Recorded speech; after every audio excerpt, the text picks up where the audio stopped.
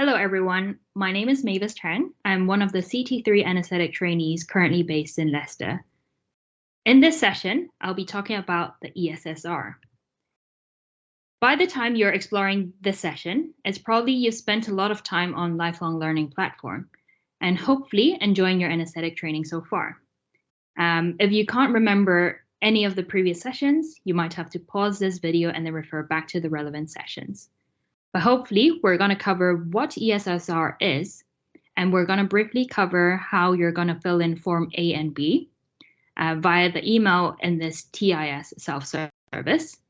And it is important to get the timings right so that your ESSR is signed off promptly. And what are the etiquette to make it easier for the panel to read through your ESSR. There is at least one ARCP each year. And ESSR is basically like a summary evidence that the ARCP panel will look at to assess you.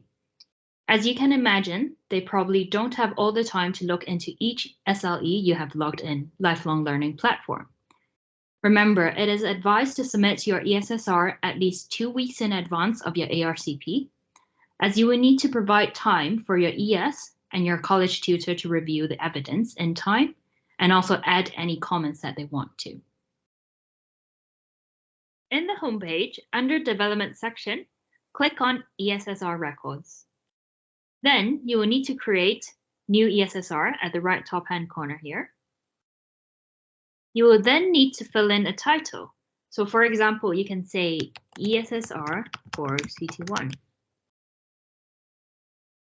The start date will be your last ARCP date, or if this is your first ESSR, it will be the start of your CT1 training.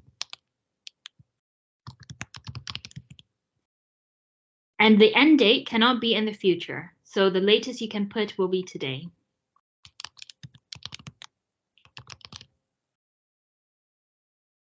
Bear in mind, only the assessments done between the start and the end date, inclusive of both dates, will be shown in the ESSR. If you're an academic trainee, then tick yes. If not, then no. And then now you can create your ESSR.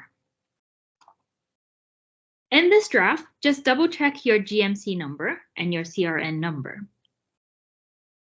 So because this is a dummy account, so the ES doesn't show here, but yours, as long as you put your placement with your ES on it, your ES should show up here. And then you will need to choose your college tutor, if not already chosen.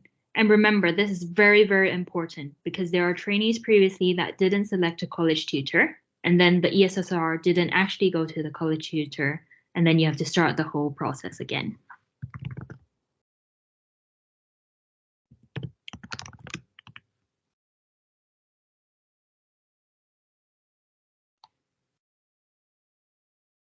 In part 1, just double check your start and end date is what you keyed in previously. Your placements in the program should already be there, so just double check the dates. If you've done your examination, it should also milestones being signed off, and you've also put in some PDPs. All these should be seen in the respective sections down here.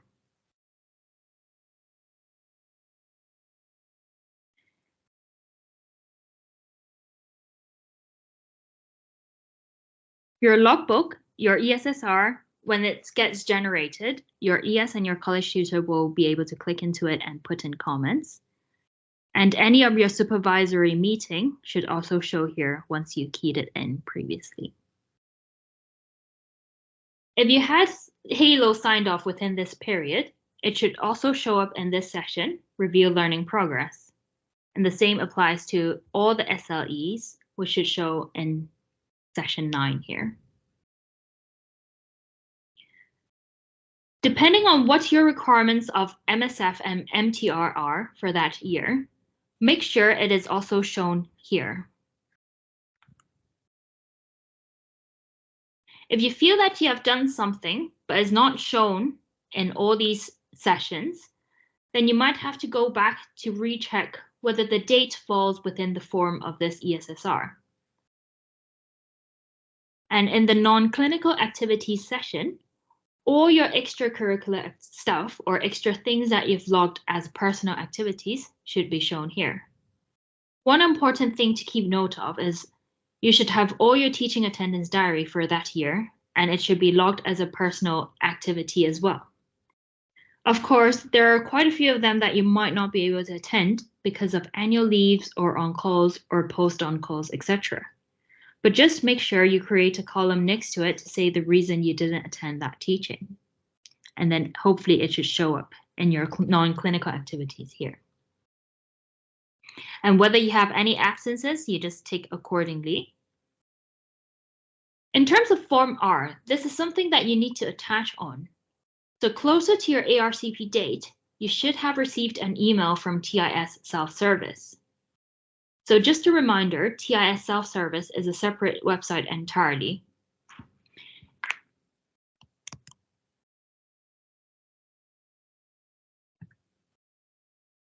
Once you logged in, this is how you should see it in your home page. Then you will need to complete both Form R Part A and Form R Part B. Once you completed it, you will be able to save it as a PDF, and then you can attach it to your lifelong learning platform.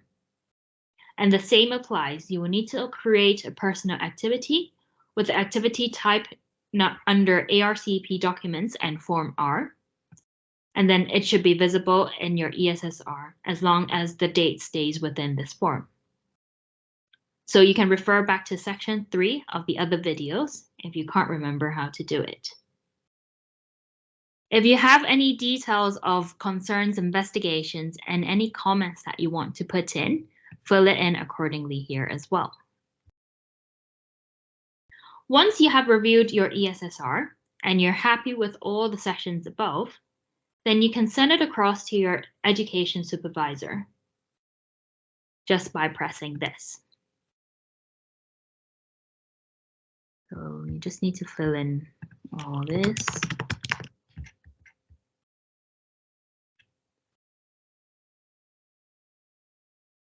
So the most important thing is to allow some time for your ES to sign it and remind them closer to your ARCP date. Remember, you will need to allow enough time for your ES to sign it, and then it will be sent to your college tutor to co-sign it as well. And your ESSR needs to be visible on the lifelong learning platform 72 hours prior to your ARCP date as well. So just what we did, you will be seeing in the recent activity session. So your ESSR here, and the status currently is awaiting approval for from your ES, and it's also created today. Once it's approved by your ES and your college tutor, it will say approved in the status.